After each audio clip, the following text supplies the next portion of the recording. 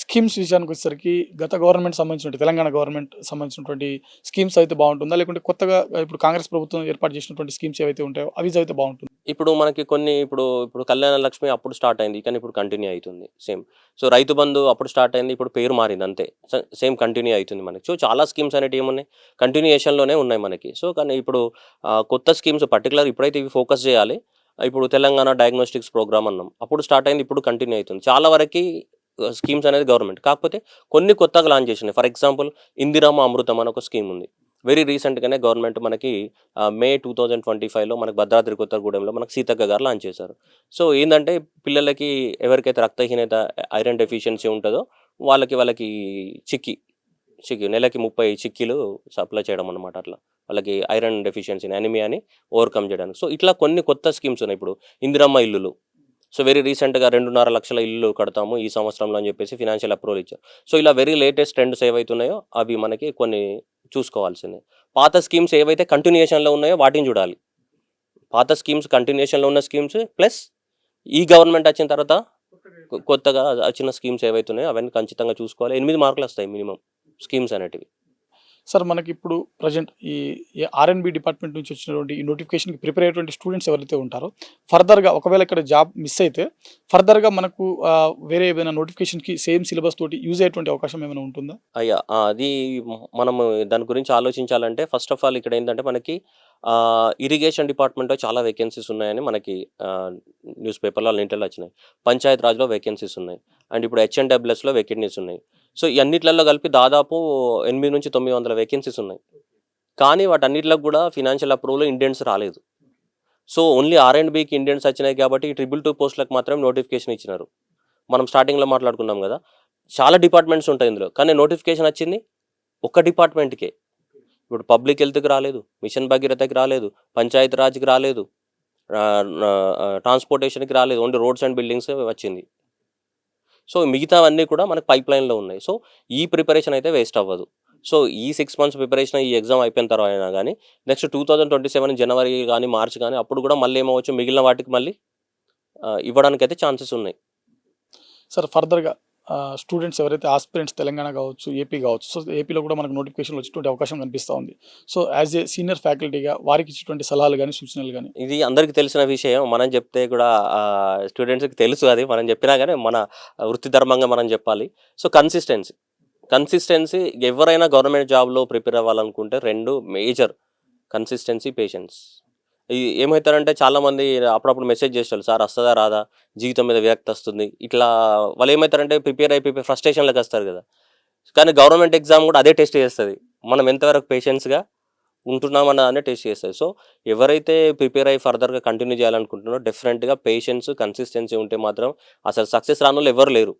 మనం ఎవరు ఏ విజేత యొక్క విజయగాథ చదివినా కానీ పేషెన్స్, కన్సిస్టెన్సీ ఉన్న వాళ్ళే ఉంటారు. సో దీంట్లో కూడా సేమ్ అదే, పేషెన్స్, కన్సిస్టెన్సీ ఉంటే ఖచ్చితంగా సక్సెస్ అవుతారు. ఇక దాంట్లో ఎలాంటి సందేహం లేదు. ఇప్పుడు ఉన్నటువంటి 80 days అరౌండ్ 90 days ఏదైతే ఉందో ఈ టైంలో కోచింగ్ తీసుకుంటే బాగుంటుందా?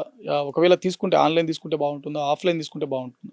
ఒకసారి ఈ టైంలో మనకి కోచింగ్ అంటే ఇప్పుడు ఆఫ్లైన్ అనుకోండి, ఆఫ్లైన్ మార్నింగ్ 7 o'clockకి క్లాస్ స్టార్ట్ అవుతుంది. స్టార్ట్ అయ్యి వాళ్ళకి మధ్యాహ్నం లంచ్ బ్రేక్ 1 ఉంటుంది, మళ్ళీ 6 వరకు క్లాసెస్ కొని అవుతాయి. అంటే ఆల్మోస్ట్ 10 hours క్లాస్లోనే పోతుంది. ఇంకా మళ్ళీ వాళ్ళు వచ్చి దాన్ని ఎప్పుడు రివైజ్ చేయాలి.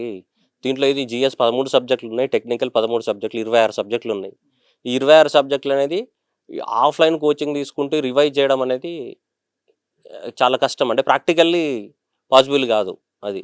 సో ఇప్పుడు ఆన్లైన్ అనుకోండి, వాళ్ళకి ఎక్కువ వెయిటేజ్ ఉన్న సబ్జెక్టులను ఏం చేయొచ్చు, వాళ్ళు ఎక్కువ వెయిటేజ్ ఉన్న సబ్జెక్టులని కూర్చొని టక నేర్చుకోవచ్చు. కానీ ఆఫ్లైన్ అట్లా కాదు కదా, వాళ్ళ షెడ్యూల్ ఏదైతే ఉంటుందో దాని ప్రకారమే పోతూ ఉంటుంది. ఇప్పుడు ఆఫ్లైన్ అంటే ఇప్పుడు ఫర్ ఎగ్జాంపుల్ హైడ్రాలజీ ఇరిగేషన్ 20 మార్కులు ఉన్నాయి, అప్పుడు ఏం చేస్తాడు, హైడ్రాలజీ ఇరిగేషన్ని చూసేసుకుంటాడు వాడు. సో ఇప్పుడున్న సిచ్యువేషన్కి అయితే ఆన్లైన్ బెటర్. మామూలుగా అయితే ఆఫ్లైన్ క్లాసెస్ బాగుంటాయి, కానీ ఇప్పుడున్న టైం బౌండ్కి మాత్రం ఆన్లైన్ అనేది మోర్ ప్రిఫరబుల్. టైంలో ప్రజెంట్ ప్రిపేర్ అయ్యేటువంటి ఆస్పిరెంట్స్ ఎవరైతే ఉంటారో వీరు టెస్ట్ సిరీస్ రాస్తే ఎలా ఉంటుంది?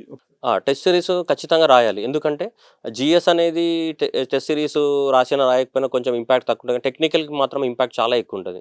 ఎందుకంటే చిన్న decimal points, specifications, rules, formulas ఇవి చాలా ఉంటాయి కాబట్టి చిన్న వేరియేషన్లో కూడా మిస్టేక్స్ వెళ్ళిపోతూ ఉంటాయి వీళ్ళకి. సో కాబట్టి టెక్నికల్ కంపల్సరీ రాయాలి అండ్ జిఎస్ కూడా రాయాలి. అండ్ రెండోది ఏంటంటే వీళ్ళకి ఒక ఇచ్చే అడ్వైస్ ఏంటిదంటే, లాస్ట్ టైం ఏడబ్ల్యూ పేపర్ ఈజీ వచ్చింది, ఏఈ పేపర్ టఫ్ వచ్చింది. ఏఈ కన్నా ఏడబ్ల్యూ అనేది హైయెస్ట్ క్యాడర్ పోస్ట్, కానీ ఏడబ్ల్యూది లూజ్గా ఉంది పేపరు, ఏఈ పేపర్ అనేది టఫ్ ఉంది. సో ఇప్పుడు ఏడబ్ల్యూ ఎవరైతే ప్రిపేర్ అవుతున్నారో వాళ్ళు మొన్న జరిగినటువంటి ఏఈ పేపర్ అనేది చూడాలి, ఎందుకంటే దానికన్నా ఇది టఫ్ ఉంది కాబట్టి. సో సబ్జెక్ట్ మీద క్లారిటీ కోసం ప్రీవియస్గా జరిగిన ఏఈ పేపర్ చూడాలి. అండ్ ఈ టెస్ట్ సిరీస్ కంపల్సరీ రాయాల్సిందే. రాయకపోతే ఇక అనుకున్నాం కదా మనం 100 + 240 అంటే అవి రావాలి అంటే డెసిమల్ పాయింట్లలో కూడా మార్కులు పోతూ ఉన్నాయి, ర్యాంకులు పోతూ ఉన్నాయి. సో ఒక్క మార్క్ కూడా మనకి ఇంపార్టెంటే కాబట్టి డెఫినెట్గా వాళ్ళు రాయాల్సిందే. So thank you sir, thank you so much. So చూశారు కదా సంతోష్ గారు చెప్పినటువంటి విషయాలు.